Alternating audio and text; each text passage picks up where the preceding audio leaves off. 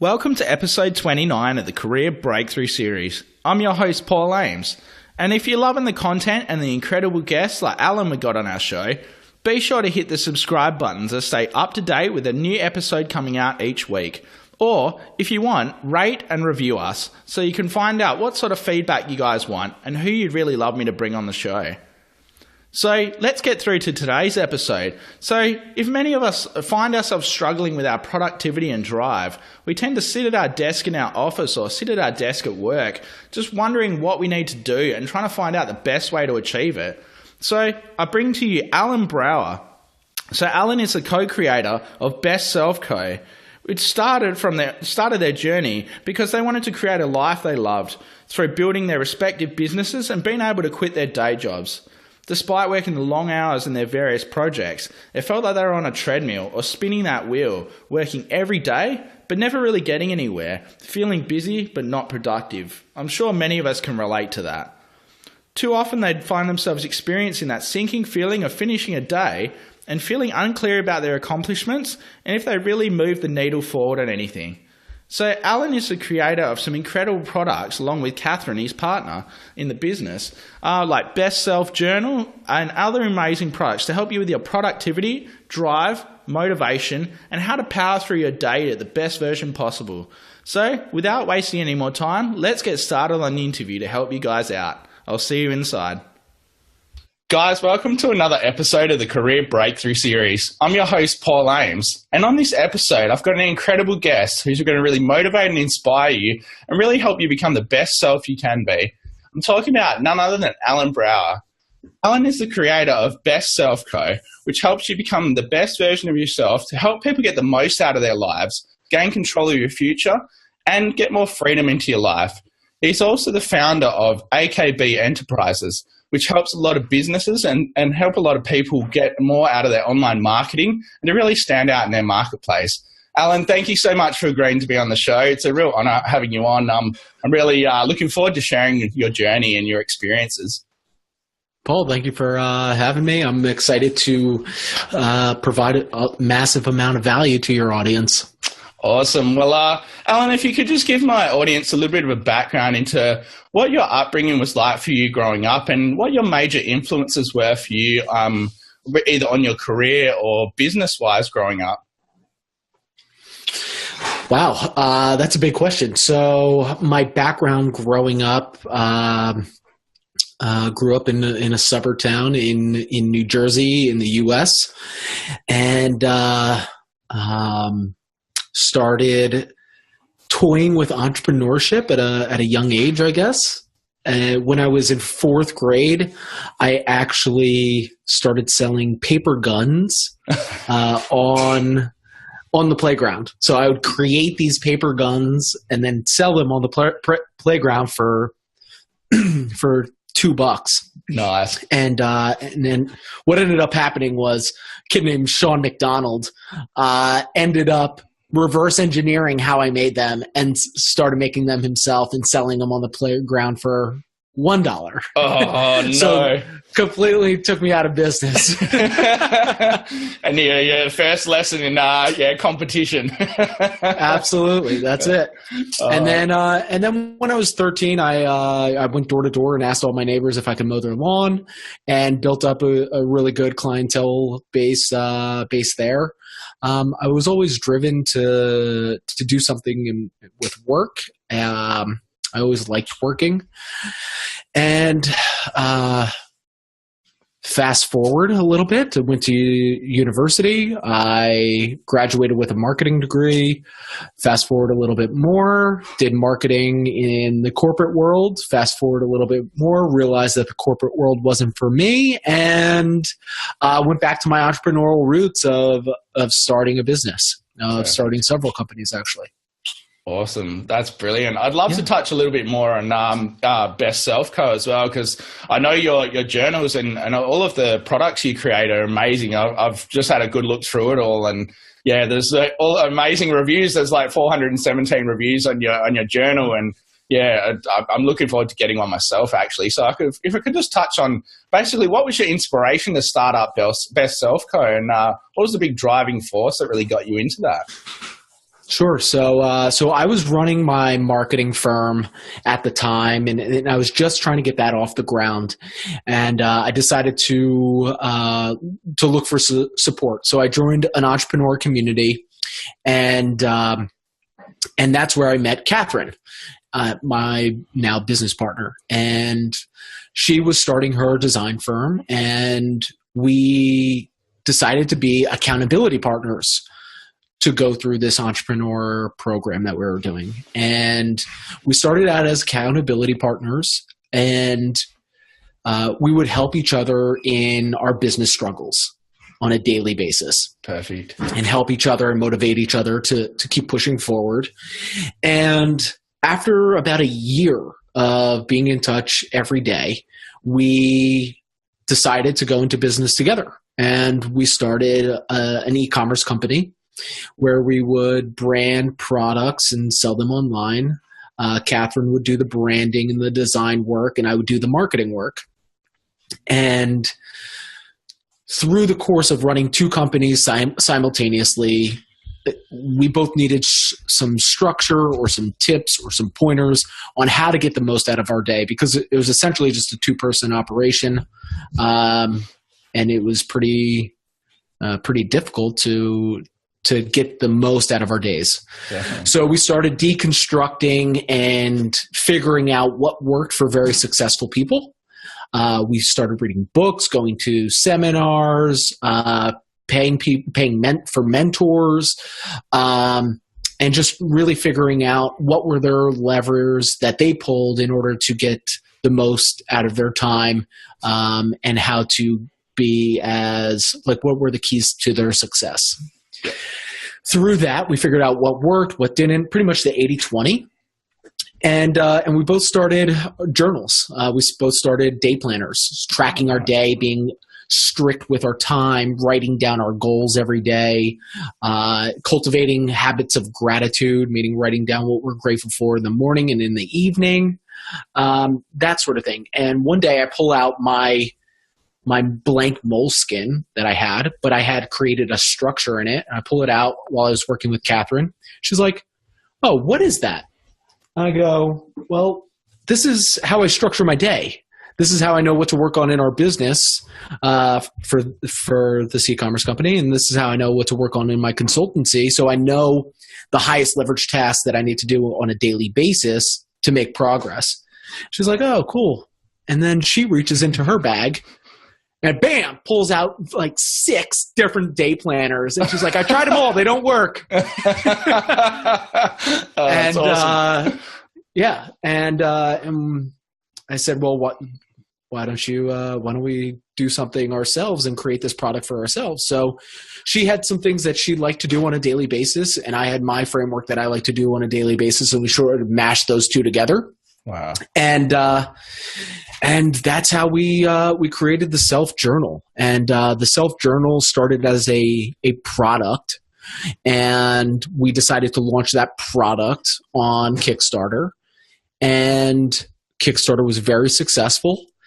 And after Kickstarter ended, Catherine called me up on a Sunday night, and she's, "Allen, I've been thinking about some things, and I don't want you to freak out. There's just an idea that I have." I'm like, "What's going on?" She's like, I think we should continue with the Self Journal and continue with the brand around that and sell our e-commerce company that we had." I was like, or just fizzle it out. Yep. And I was like, "You know what? I was thinking the same exact thing." Oh, wow. And then but then I said, "Well, instead of fizzle out the e-commerce company, why don't we sell it?" And she's like, "Oh, that's a great idea. Even better." Yeah, win-win. Yes. Oh, wow. What an amazing story. So that's how Best Self was born, because we were dealing with the customers that we liked dealing with. We were dealing with products that we cared about. We were dealing with it was just fun and just gave us juice to deal in that environment. So we actually built an entire brand around the journal, which now we've expanded our product line. We're continuing to expand our product line, and yeah, that's how we started. Wow, man. Thank you so much for sharing that journey. That's incredible. And I just wanted to say, massive congratulations on that. It's incredible what you've achieved so far. And yeah, I had a good look through your products last night. They're amazing. So yeah, definitely going to be getting a couple of them for sure. Thank you. I appreciate that. So, Alan, just touching on that, obviously, because my podcast is tailored towards people in their career, like professionals or someone looking for more out of their career. What would you say would be 3 to 5 actionable tips that you really feel have helped you or could help my audience to either, be more productive in their day or to be the best version of themselves they can be? So, that's a great question. And I think there's a few fundamental things that anyone can take away, whether you're an entrepreneur, whether you're in sort of like a freelancer or a commission-based business, such as sales, or you have to go out and get your own clients, something along those lines. Or if you're working in a corporation and you want to accelerate or experience things in your work life that you haven't experienced before. And the first thing would be to take 100% control of your life. Take 100% control of the things that happen to you. So if you're waiting for your boss to offer you the promotion, that is completely outside of your control. But what you can control is how you show up each and every day. Mm-hmm. The way you bring your energy towards something, and to also ask your boss, hey, what will it take for me to get a raise, or what will it take for me to get a promotion? And then just figuring out how to reverse engineer it after he or she gives you the answer. Exactly. So don't wait for anyone to give you permission, because if you do that, you'll be waiting forever. And so that's step number 1. Take 100% control of your life. 2 would probably be have a positive mindset. So one way to introduce positivity into your life or gratitude into your life is to write down what you're grateful for. And by writing down what you're grateful for will help cultivate and help you realize that there is so much to be grateful for. And in doing so, will bring more things to be grateful for into your life. And a simple way to do this is just when you wake up in the morning, when you're having your cup of coffee, have a sheet of paper out, maybe a little napkin, and just write 1 to 3 things that you're grateful for on that napkin that day. And it doesn't have to be extreme. It could be as simple as, the sun is shining and it's not raining. Or it could be that it is raining. Maybe. That's right. Sometimes I like rainy days. And it's like, I'm just going to stay in sweats all day and not leave the house. This sounds like a great day. Yeah, definitely. Yeah, it's definitely those days. Yeah. So start by doing that, and then ending your evening before you go to bed by writing down 1 to 3 things as well. Now, I will say some people sort of find this monotonous, that they feel like they write down the same things each and every day. And here's a little pro tip for your audience. If they do that, and if that happens, write down 1 thing that you're grateful for, and then 3 reasons why. So that just digs a little bit deeper into the meaning of why you're grateful for it. Wow, that's perfect. Yeah. 2 more things that you can do. Well, there's actually several things that you can do, but I'll touch on 2 more. 1 is writing down your goal every day.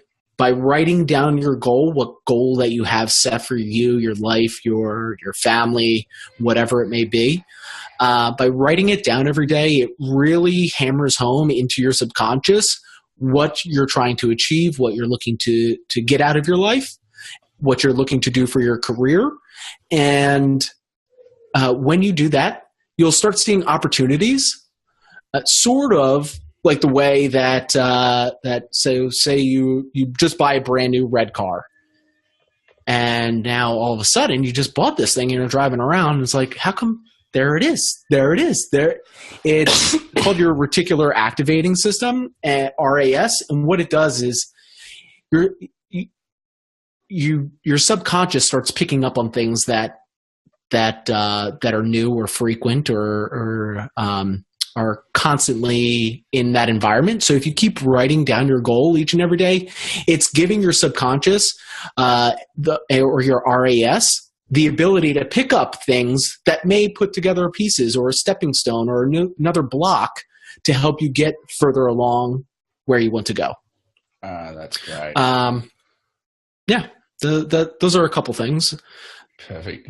Oh, thanks so much for sharing that. I especially love that last one. And I think that's so true. It's, what you start focusing on, you start drawing more into your life. So yeah. And it's so true with the new car thing. Like, I think it blows so many people away. You go, how come, when we bought our RAV4 brand new, we were like, hey, there's another RAV4, there's another one. You're like, whoa, where are all these cars coming from? But that's great advice, Alan. Thanks so much for sharing that. So I know a lot of us have had some really tough mental roadblocks that we've either worked through in our business or in our career that have really held us back, or something we've been struggling to break through. So what would you say would be like one of the biggest mental roadblocks that's held you back? Like, I know for myself, one of the biggest ones for me was having that confidence in myself and what I do. It took me quite a while to finally, be confident in what I do and providing the great value for my audience. I kept doubting myself. So self-doubt was probably one of the biggest ones that I've had to overcome. So yeah, I'd love to know what the biggest one you feel was that you've overcome. I think the time in my life that I felt the most down in business and in my career was when I was working for a manufacturer, and I was in their marketing department, and I wanted to transition over to the sales side and sort of straddle the marketing and straddle the sales, because I love marketing. I love thinking about creativity. Yep. But I also love the sales side when it's building relationships, connecting with like-minded people, helping them achieve their goals, so on and so forth.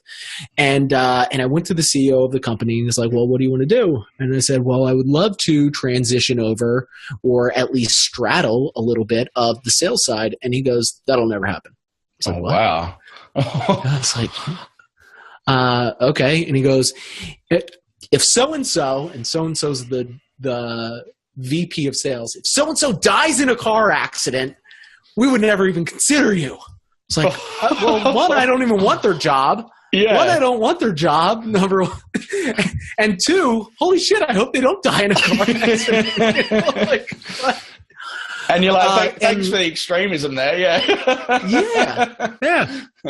But it really derailed me, and that was one of the there was another piece to that. Was my marketing manager was an advocate for me to move to that position, to straddle both marketing and sales, because she said it will actually finally connect the marketing department to sales, and you'll be the vessel to do it. But when this all transpired, she didn't go to bat for me. She didn't speak her mind, and I just felt completely deflated, like no one's got my back here. And that was pretty much the lowest mental state that I've been in my career. Okay. How did I overcome that? It took me a little while to overcome that, actually. I actually got very demotivated and very unhappy there. But it took me a little bit of time, a lot of positivity, a lot of thinking, what do I really want to do with my life, and what can I achieve? And then I started talking to other people, mentors. I started finding mentors. I started finding people in other genres like entrepreneurship. I started reading a lot. And that's what helped me get out of it. And it was reading, positivity, mentors, to help me go, okay, it's not the end of the world. No one's dead. No one died in a car accident. It's good to know. Yeah. Someone just told me that I wasn't going to get something. Am I going to let them control the course of my life? And I said, no, I'm the perfect. only one who has 100% control of my life. And now it's time for me to take control. And that was really it. Perfect. Thanks so much for sharing that. And I'm sure a lot of us can relate to that, where you've had these big dreams or visions of wanting to do something else or move up in your role. And you've been shut down by somebody who's, not quite so forward thinking or, doesn't have the same vision of what you do. So I appreciate you sharing that, Alan. So just moving on, I know you were touching about, a lot of positive things in your life, how you've done a lot of reading or introducing positivity into your life. So what would you say would be one of the biggest positive traits or habits you've developed that's helped you achieve the success that you have? And what would be one of the most hindering ones that has kind of just stopped you at breaking through that glass ceiling of next level for you? One thing that really has helped me skyrocket to whatever potential that I wanted to reach in my career was the power of actually goal setting, but then breaking that goal down into an action plan. Perfect. And a lot of people actually, so here's what normal people do. Here's what I used to do. I used to set a year-long resolution or a 5-year vision of what I wanted for my life. And that's it. That's all I would do, and that's what most of us do. January 1st comes around and people say, oh, well, I'm going to lose weight and I'm going to make more money. And that's it, Yeah, very broad. Yeah, exactly. What I found is that those are all well and good, and they get us to take action. But is it the right action? Probably not. What really works and what is really effective is taking a 13-week goal, which is about 3 months. And the reason why we do 13 weeks is because when we set a year-long resolution, there's way too much time to procrastinate. There's too much time to fiddle around. There's too much time to let things go on, and we don't take action. And then by the time we do take action, we really forget what we wanted to accomplish anyway. So we bring that into 13 weeks. And what we find is that 13 weeks is enough time and enough time to make progress, but it's short enough to keep us from procrastinating because we can always see the finish line. And if we could see the finish line, it's like, oh boy, it's right there. Well, another day went by and I only have a couple more days left. Another day went by, I only have a couple more days left. So that's why it's critical to have a shorter term goal that's set for the large picture of what you have in your life. And then the ideal situation is to take that 13-week goal, that 3-month goal that you have, and then break that down so you know what you have to do each and every day to get there. So if you're in sales, so say you're in a sales role, you take down, okay, here's what I want my monthly commission to be at the end of 3 months. Well, how many meetings do you have to have? Or actually, wait, how many widgets or services do you have to sell in order to hit that? Well, great. Well, what's your baseline? How many meetings do you have to have? How many calls do you have to have in order to schedule those meetings? So on and so forth. Now you know what you have to do each and every day to get there. There's no questioning it. It's already mapped out. It's laid out. And that will help propel you and break through that glass ceiling that so many people have in corporate world and in their careers at some time. At one point in their life, they'll experience that. Definitely. Wow, that's brilliant. I love that. And I think I love it so much because it creates like a tangible goal to work towards. And it's funny you say that, I've seen so many clients where I've worked with mostly with the career counseling and that where, they've set these big goals for themselves and it's so broad and just not specific. And you just go you're not going to achieve anything because you're not actually setting up figures or targets of realistic stuff that you want to achieve. It's just so out there. So I think that's amazing what you've said and how you actually break that down. So thanks for sharing, Alan. I really appreciate that. Yeah, absolutely. Like people say, oh, I want to lose weight. Well, that's great. Is that 1 pound or is that 40 pounds? Exactly. I want to make more money. Great. Here's $10. You just made more money. Have $1. Yeah. It's like, yeah, exactly. Perfect. So on the flip side of that, what would you think would be one of your biggest hindering habits that you feel have personally held you back? So here's being a high achiever. I always think I can do everything. All right. I always think that if I don't do it, no one else can do it. And if I hand it off to someone else, they won't do it the best way that I can. Yeah. This was actually holding me back when I first started BestSelf. And I'll tell you a story. So we launched BestSelf on January 1st. And in March, I was having a call with a buddy of mine, and I was like, hey man, he was like, tell me about your day. I said, well, my day normally consists of me waking up, doing my morning routine, having a call with Catherine, my co-founder, and then I would just dive into advertising, create new ads, target new audiences, tweak ads that we're running, turn things off, turn things on all day long. And then I would wait for my wife to get home, and then I'd probably have dinner with her, revisit a couple things at night. She goes to bed, and then I'll do some admin stuff at night after she goes to bed, and then I go to sleep. He's like, how's that working for you? I was like, I feel like I want to hand off this marketing piece as far as advertising goes, because it is taking up a lot of my time, but I'm also nervous that, one, are they going to do it as good as I am? And two, if they do, what the hell am I going to do? Because if I didn't wake up, the business wasn't running. And that's what he said. He's like, well, so you're telling me that you're quote unquote an entrepreneur, but if you don't wake up and show up every day, the business doesn't move forward. I was like, wow, you're right. And he goes, so you just gave yourself a full-time job. Yeah. I go, sure. Yeah, pretty much I did. And I didn't realize that. So for 3 months I had a full-time job that I gave myself. Yeah. And he said, well, time for you to transition from a business operator to a business owner. And I said, okay.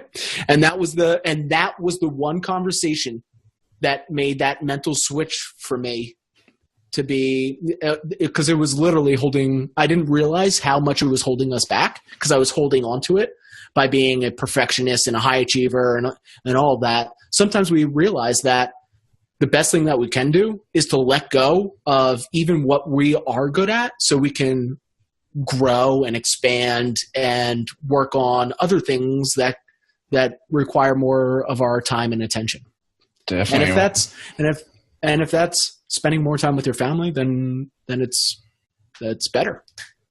Exactly. Wow, that's powerful. And I love the analogy there, or going from business operator to business owner as well. I think that's something a lot of business owners or entrepreneurs business owners can really take to really become that entrepreneur. So yeah, that's great advice. And yeah, what a great mentor or a great friend you had there to be able to, point that out to you and really share that to you. I think a lot of people would be too afraid to say some things to people sometimes. So that's great. Yeah. No, we have a good friendship. I surround myself with good people that tell me like it is. Yeah, that's the best way, I think. Like, honestly, having those sort of people in your life, you kind of go, well, that's a bit full on, but yeah, it's probably the things that people really need, especially in their business or career. So, absolutely. So, Alan, I'd love to touch on what do you think would be the best career advice? Obviously, I know you've got like the business background and you're an entrepreneur, but what do you think would be the best career advice that you reckon you've ever received in your life or that you've ever heard? The best career advice actually was a 5-minute clip that I saw online. Give me 1 second. I can't do this justice. So I don't want to butcher it. So I'm going to pull out my phone, go to my bookmarks, because I bookmarked it. That's how good it was. And I used to listen to this every day while I was in corporate world. Perfect. Mobile bookmarks. And So it's a 5-minute clip. So the entire talk was about 25 to 30 minutes, but what someone did, they edited it down to 5 minutes. And it's by Art Williams, and it's called Just Do It. And that's the name of the talk. And maybe you can link it up in your show notes. I'll share it with you after we hang up. Definitely. And what he says, he goes, I don't care if you make $50,000 a year or $500,000 a year. There's a big difference between those two people. And when you're in a career, you could have come from the same background, went to the same school, went to the same, go to the same church, or participate in the same communities and do everything the same. The thing that differentiates the $50,000 person to the $500,000 person is simply one thing. The $500,000 person, he just did a little bit more. Just do a little bit more than what you think that you're capable of, whether it's putting in a little bit more time, whether it's putting the final touches on that presentation that you were going to submit. Like, maybe it was good enough, but if you just tweaked it just a little bit more, maybe you made a few more phone calls, maybe you collaborated with your team just a little bit longer, or gave a little bit more feedback. If you just do it a little bit more, that's the only differentiating factor, and it just hits home. Perfect. Yeah, so something so simple, but yeah, it makes such a big impact in your life. I know I'm a massive fan of Grant Cardone and 10X Rule. Like that's been something that's really helped me a lot in my life in general. And so yeah, just but like you're saying, just put that little bit more in and try and compound that, or just keep working at that. And yeah, that's great. So, Alan, I've got a bit of a random question I'm going to throw at you. This is one I love to ask all of my guests. Something I've learned from my career counseling background. It's from solution-focused therapy. It's a question I also ask to my clients. It's called the miracle question. So imagine if you went to sleep tonight and overnight a miracle had occurred. And when you woke up the next morning, everything you ever wanted in your life or any impact you ever wanted to make on the world had come true. What would be that massive impact or massive dream that you'd love to achieve to impact the world or impact yourself? And why would that be so important to you? Woo! It's a big one. Yeah.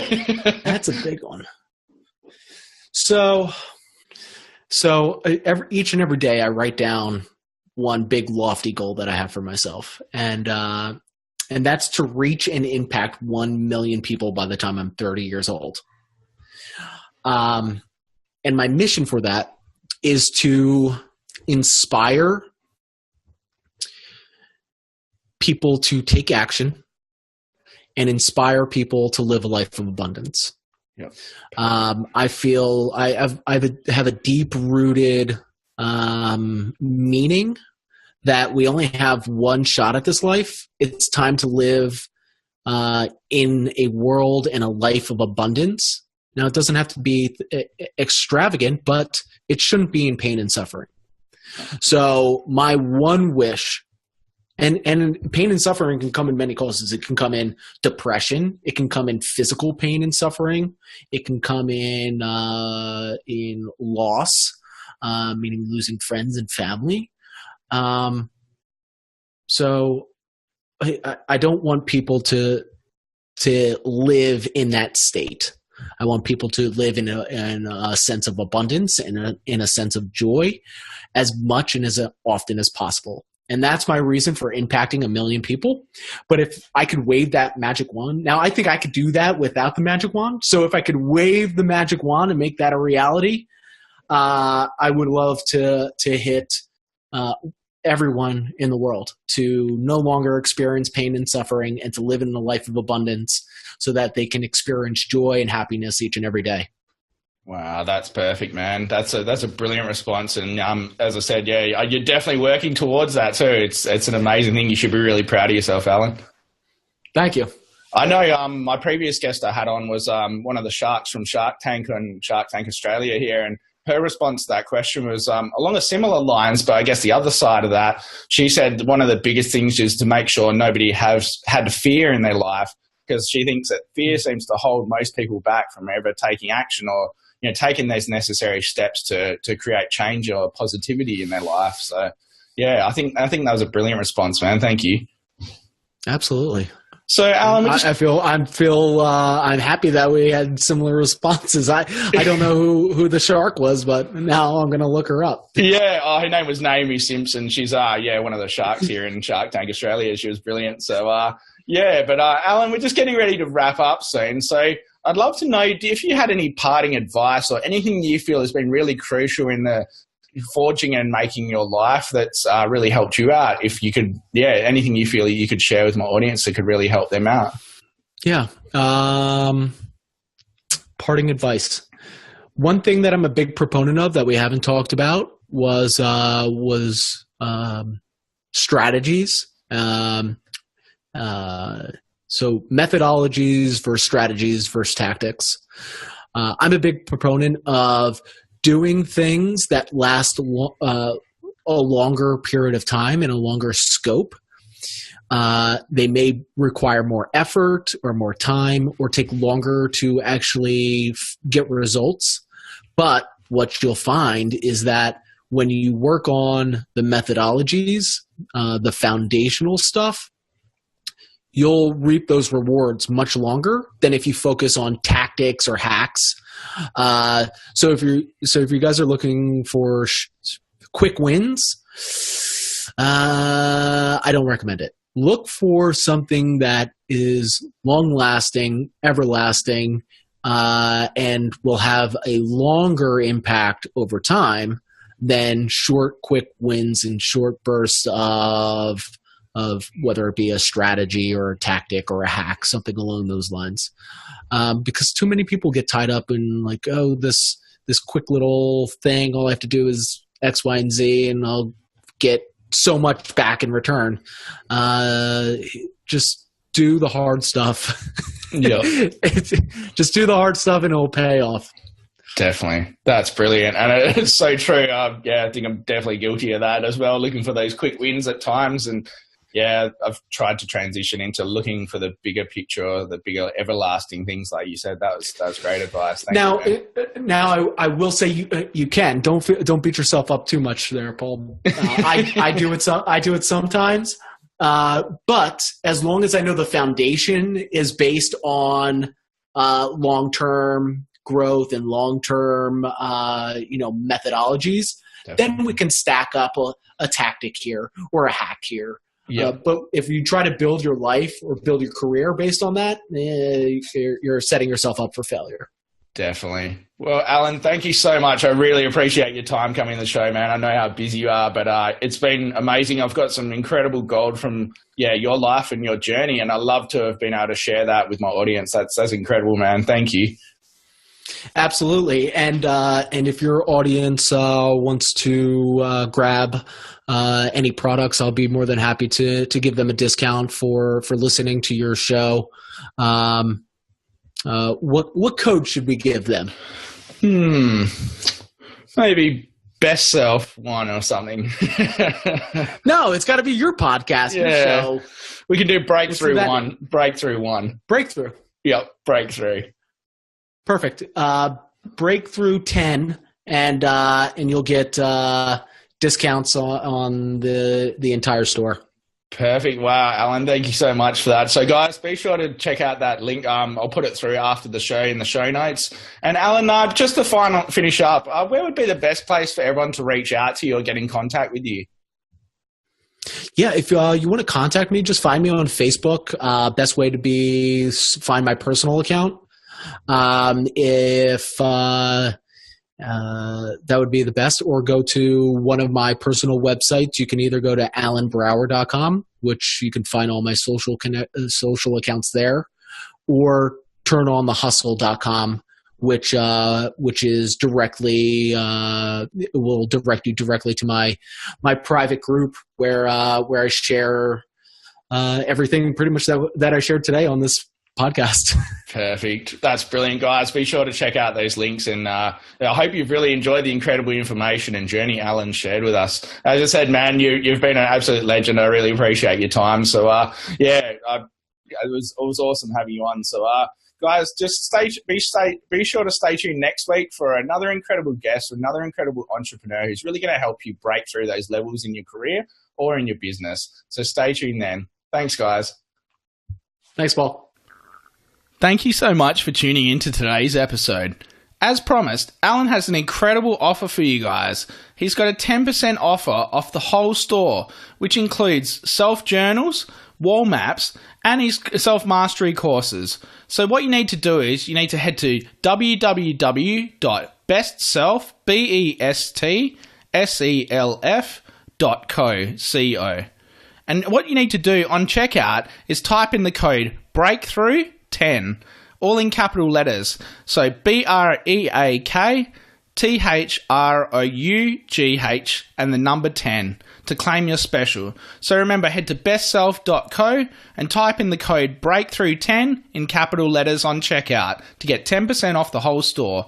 I really love sharing today's episode with you, and I hope you guys got a lot from it. Stay tuned next week for another incredible episode, an amazing person to share their journey in life to help you move your career to the next level. Thanks, guys. I'll see you then.